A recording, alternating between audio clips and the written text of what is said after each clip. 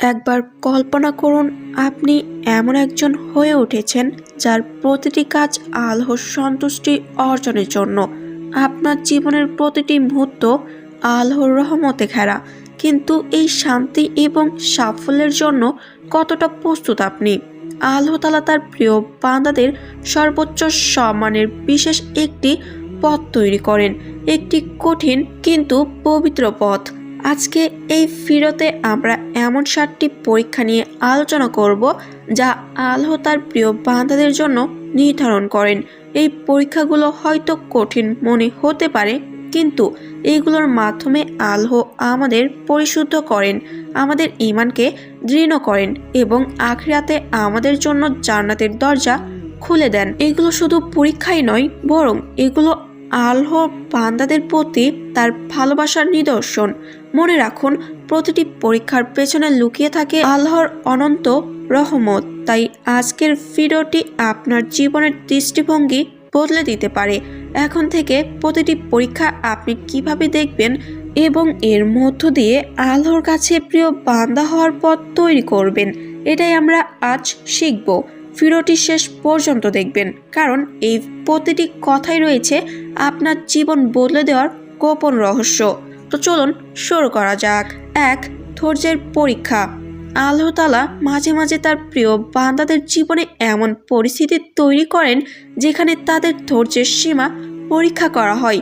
জীবনের প্রতিকূলতা, দুঃখ, কষ্ট, বিপদ বা অপমানের মধ্যেও আল্লাহর উপর আস্থা রেখে ধৈর্য ধারণ করা মুমিনদের জন্য এক বিরাট পরীক্ষা। আল্লাহ বলেন, আর অবশ্যই আমি তোমাদেরকে পরীক্ষা করব কিছুটা ভয়, ক্ষমা আর জানমান ও ফসলের ক্ষতির মাধ্যমে। আর আপনি সুসংবাদ দিন ধৈর্যশীলদের। কোনো ব্যক্তি যদি হঠাৎ আর্থিক সংকটে পড়ে, তবে তার উচিত হতাশ না হয়ে আল্লাহর উপর ভরসা রাখা এবং সৎ পথে সমাধানের চেষ্টা করা। 2 নম্বর পরীক্ষাটি হলো সম্পদ বা দরিদ্রতার পরীক্ষা। আল্লাহ তার বান্দাদের কখনো দরিদ্রতার মাধ্যমে পরীক্ষা করেন, আবার কখনো তাদের প্রচুর সম্পদ দিয়ে পরীক্ষা করেন। দরিদ্রতার সময় আল্লাহর প্রতি সন্তুষ্ট থাকা এবং সম্পদ থাকলে তা সঠিক পথে ব্যয় করা, এ দুই অবস্থাই পরীক্ষার অংশ। পবিত্র কোরআনে বলা হয়েছে, তোমাদের ধন সম্পদ এবং তোমাদের সন্তান সন্ততি হলো পরীক্ষা। যদি কারো কাছে প্রচুর সম্পদ থাকে এবং সে তা দান করতে কৃপণতা করে, তবে সে পরীক্ষায় ব্যর্থ হলো।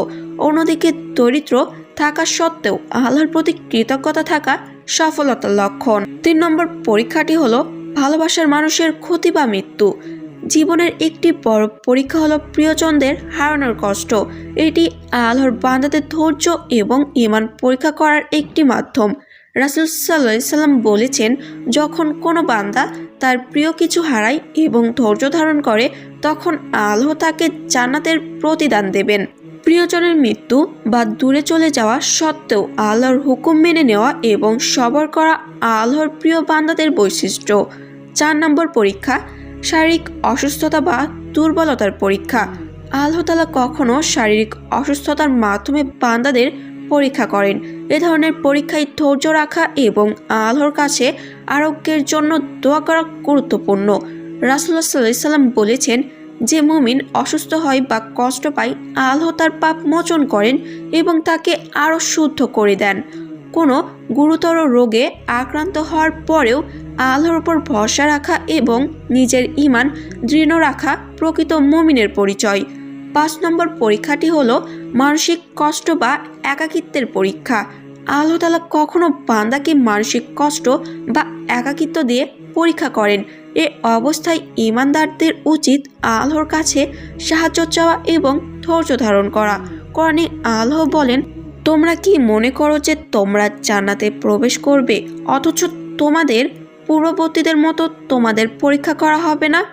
দুঃখ, হতাশা বা একাকিত্বে ভুগলেও আল্লাহর কাছে সাহায্য চেয়ে এবং তার স্মরণে শান্তি খুঁজে পাওয়া উচিত। 6 নম্বর পরীক্ষাটি হলো পাপের প্রলোভনের পরীক্ষা।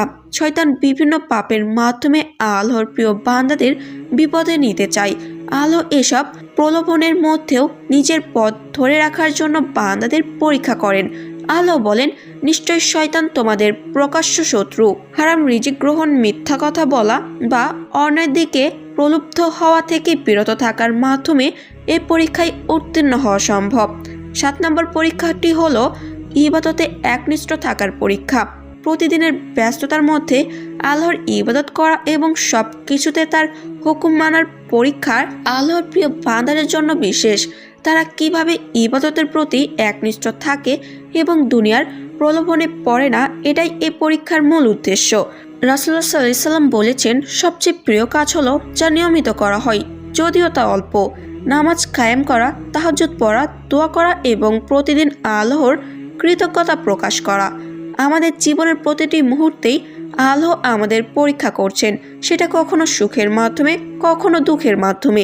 এই 7টি পরীক্ষা বুঝতে পারলে আপনার দৃষ্টিভঙ্গি বদলে যাবে।